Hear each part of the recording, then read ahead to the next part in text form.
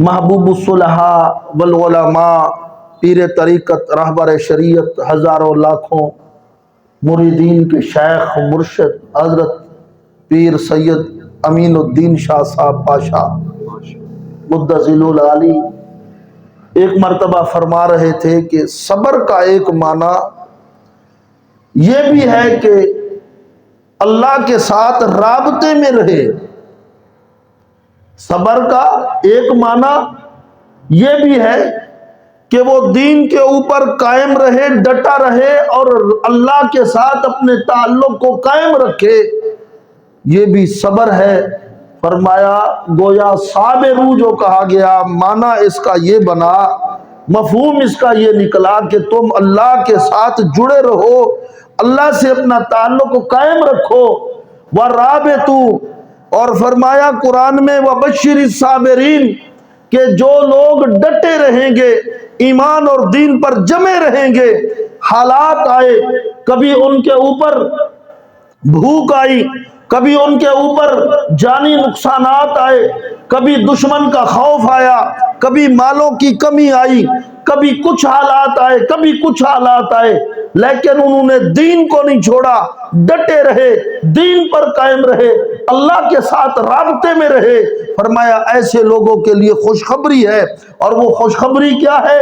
فرمایا ان الذین قالوا ربنا اللہ ثم استقاموا، بے شک وہ لوگ جو کہتے ہیں ہمارا رب اللہ ہے، ثم استقاموا، اور اس کے اوپر مضبوطی سے جم جاتے ہیں، حالات کیسے ہی کیوں نہیں آ رہے، اس کے باوجود بھی وہ ثم استقاموا، وہ ڈٹے ہوئے ہیں۔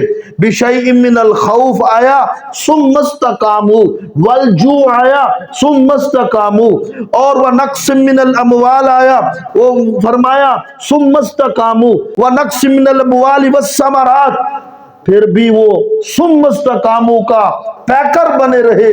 فرمایا سن لو ایسے لوگوں کے لیے ثم استقاموا تتنزل علیہم الملائکہ، جب ان کی موت آئے گی ان پر جو فرشتے نازل ہوں گے، پروانہ موت لے کر جو آئیں گے، وہ کیا کہیں گے؟ تتنزل علیہم الملائکہ اللہ تخافوا ولا تحزنوا، نہ کوئی خوف کھاؤ نہ کوئی غم کرو۔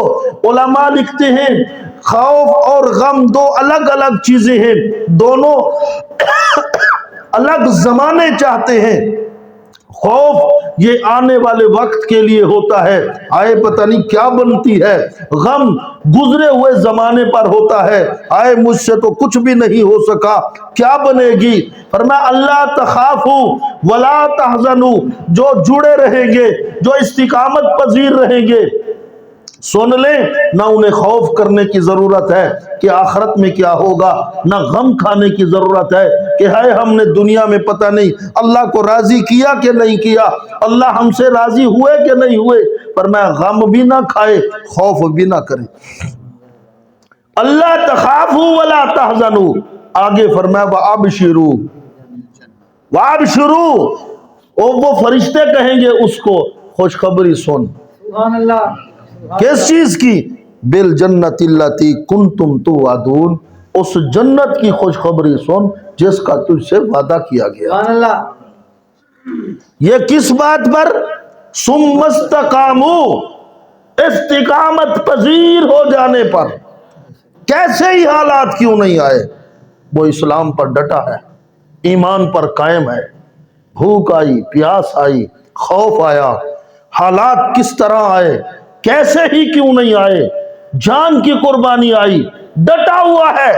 فرمایا پھر اس کے لیے اللہ جنت کی خوشخبری دیں گے، فرشتے آئیں گے کہیں گے اللہ تخافوا ولا تحزنوا وابشروا بالجنت التی کنتم توعدون، اللہ نے جس جنت کا تجھ سے وعدہ کیا ہے ہم اس کی خوشخبری تجھے دیتے ہیں۔ اس وقت مسلم امہ میں غزہ کے مسلمانوں نے جس بے مثال قربانی کا مظاہرہ کیا ہوا ہے، میں سمجھتا ہوں شاید تاریخ اس کی مثال لانے سے قاصر ہو گئی۔ بڑے پیمانے پر بچوں کا قربان ہو جانا اور اف تک نہ کرنا، اور وہاں حماس کی قیادت اور ان کے مجاہدین نے جس بڑے منصوبے کے تحت، جس بڑے منصوبے پر اور پیمانے پر انہوں نے دیر پا سوچ کو سامنے رکھ کر اقصی حرم کے تحفظ کے لیے جو جنگ چھیڑی ہے، جو جنگ شروع کی ہے، ویسے تو وہ جب سے یہ ناجائز حکومت قائم ہوئی، جب سے مشرق وسطیٰ میں امت مسلمہ کے سینے میں دنیا کفر نے یہودیوں کی شکل میں جو خنجر پیوست کیا ہے، اس وقت سے لے کر آج تک ان فلسطینی مسلمانوں نے جو قربانیاں دی ہیں، ہم اس کی مثال نہیں دے سکتے۔ اور پھر اس زمانے میں جو انہوں نے قربانیاں پیش کر دی ہیں، یہ تو ایسی ہیں جو ایمان کو تازہ کر دیتی ہیں، اور مسلمانوں کی جو بقا ہے، اس امت مسلمہ کی جو بقا ہے، قیامت تک اس امت مسلمہ کا جو رہنا ہے، خدا کی قسم یہ ان کی شہادتوں کی وجہ سے ہے۔ اب دیکھیں، اسلام کے اندر ایک فریضہ زکوٰۃ کا ہے، وآتوا الزکوٰۃ۔ زکوٰۃ کہتے ہیں مال کا ایک ایسا مخصوص حصہ جو اللہ جل جلالہ نے نکالنے کا حکم دیا ہے مالدار کو۔ جب وہ مال کا وہ مخصوص حصہ نکالتا ہے تو اس سے اس کا مال پاک ہو جاتا ہے۔ پاک ہونے کے ساتھ ساتھ زکوٰۃ کا معنی بڑھنے کے بھی ہیں۔ جہاں زکوٰۃ کے معنی پاکیزگی کے ہیں، وہاں زکوٰۃ کے معنی بڑھوتری کے بھی ہیں۔